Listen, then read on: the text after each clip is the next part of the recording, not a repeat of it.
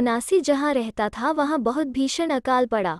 अनासी और उसका परिवार भूख से बेहाल हो गया। एक दिन जब अनासी उदास मन से समुद्र की ओर देख रहा था, तब उसने समुद्र के बीचों बीच अचानक एक खजूर का पेड़ पानी में से ऊपर उठते देखा। अनासी ने तय किया कि वो किसी भी तरह उस पेड़ तक पहुंचेगा और उस पर चढ़ेगा। क्या पता पेड़ में उसके लिए कुछ खजूर लगे हों। अब वहां तक जाना ही बड़ी समस्या थी। अनासी जब सागर तट पर पहुंचा तो उसने वहां एक टूटी हुई नाव पड़ी देखी। नाव को काम चलाओ ठीक करके उसने खेना शुरू कर दिया। पेड़ तक पहुंचने के अनासी के प्रयास असफल हो गए। हर बार ताकतवर थपेड़ों ने उसकी नाव को सागर तट पर ला पटका, लेकिन अनासी भी हार मानने वाला नहीं था। अपने 7वें प्रयास में वो पेड़ तक पहुंचने में कामयाब हो गया। नाव को उसने पेड़ से बांध दिया और पेड़ पर चढ़ने लगा। पेड़ पर कुछ खजूर लगे थे जो उस वक्त के लिए काफी थे। अनासी खजूर तोड़ तोड़ कर उन्हें नाव में गिराने लगा, लेकिन एक भी खजूर नाव में नहीं गिरा। सारे समुद्र के पानी में गिरकर डूब गए। पेड़ पर सिर्फ एक ही खजूर बचा रह गया। अनासी ने उसे बड़ी सावधानी से नाव में फेंका, लेकिन वो भी पानी में गिरकर डूब गया। बेचारे अनासी ने खजूरों के लिए इतनी मेहनत की, लेकिन उसे एक भी खाने को नहीं मिला। अनासी बहुत दुखी हो गया। वो खाली हाथ घर नहीं जाना चाहता था। अपने जीवन से निराश होकर उसने आत्महत्या करने के लिए समुद्र में छलांग लगा दी।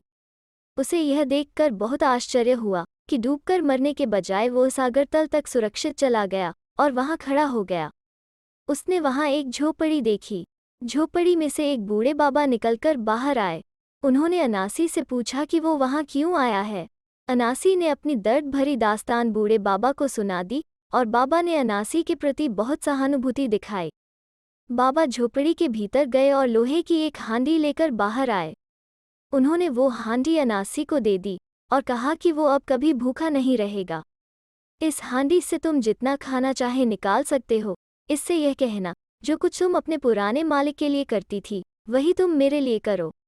बस। अनासी ने हांडी के लिए बाबा का शुक्रिया अदा किया और वहां से चल पड़ा। अनासी हांडी को एक बार परख कर देखना चाहता था। अपनी नाव में बैठकर उसने हांडी से कहा, हांडी, हांडी, जो कुछ तुम अपने पुराने मालिक के लिए करती थी, वही तुम मेरे लिए करो। इतना कहते ही हांडी सबसे स्वादिष्ट पकवानों से भर गई। अनासी ने लजीज खाना खाया और आनंद मनाया। जब वो अपने गांव पहुंचा तो सबसे पहले उसके मन में घर जाकर अपने परिवार को हांडी से भरपूर खाना खिलाने का विचार आया। लेकिन एक स्वार्थी विचार ने भी उसे घेर लिया, लेकिन कहीं ऐसा न हो कि हांडी की दिव्य शक्तियां जल्दी ही चूक जाएं और मैं पहले की तरह खाने को तरसने लगूं। नहीं, नहीं, मैं तो हांडी को सिर्फ अपने लिए ही छुपाकर रखूंगा और रोज जी भर के बढ़िया खाना खाऊंगा। उसने हांडी को छुपा दिया। वो घर पहुंचा और ऐसा दर्शाया जैसे वो भूख से मरा जा रहा है। दूर दूर तक किसी के पास अनाज का एक दाना भी नहीं था। अनासी के बीबी बच्चे भूख से बेहाल हो रहे थे, लेकिन उसने उनकी कोई परवाह नहीं की। अपने घर के एक कमरे में उसने हांडी को छुपाया हुआ था। वो वहां रोज जाता और दरवाजा बंद करके हांडी से खूब सारा बढ़िया खाना जी भर के खाता। उसके बीबी बच्चे सूख कर किटकने हो गए, लेकिन अनासी मोटा होता गया। घर के दूसरे लोग अनासी पर शक करने लगे और इसका कारण तलाशने लगे। अनासी के बेटे कवेकू के पास एक जादुई ताकत थी और वो पलक झपकते ही अपने आप को किसी भी जीव में बदल सकता था। वो एक मक्खी बन गया और अपने पिता के इर्द गिर्द मंडराने लगा।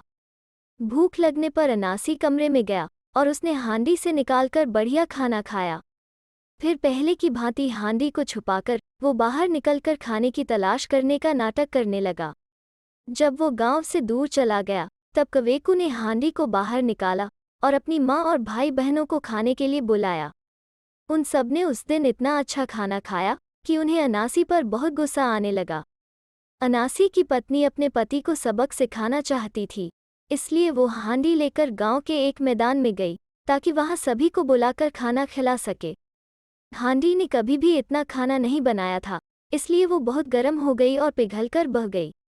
अब कुछ नहीं हो सकता था। भूख लगने पर अनासी वापस अपने कमरे में आया और उसने हांडी की तलाश की। उसे हांडी नहीं मिली। वो समझ गया कि किसी ने हांडी को ढूंढ लिया है। उसका पहला शक अपने परिवार पर गया और उसने अपने बीबी बच्चों को सजा देने के बारे में सोचा।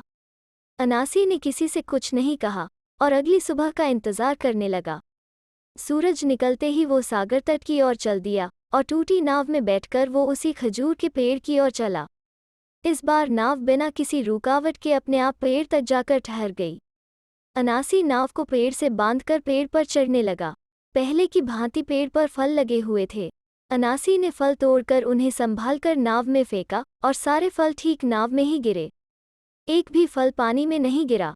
यह देखकर अनासी ने नाव से सारे फल उठाए और उन्हें जानबूझकर पानी में फेंक दिया और फेंकते ही समुद्र में छलांग लगा दी। पहले की भांति वो बूढ़े बाबा की झोपड़ी तक पहुंचा और उन्हें सारी बात बता दी। बाबा ने भी पहले की भांति अनासी से सहानुभूति जताई। इस बार बाबा झोपड़ी के भीतर गए और अंदर से एक डंडा लेकर आए। उन्होंने डंडा अनासी को दे दिया और दोनों ने एक दूसरे से विदा ली। नाव में बैठते ही अनासी ने डंडे की ताक जांचने के लिए उससे कहा, डंडे डंडे, जो कुछ तुम अपने पुराने मालिक के लिए करते थे वही तुम मेरे लिए करो।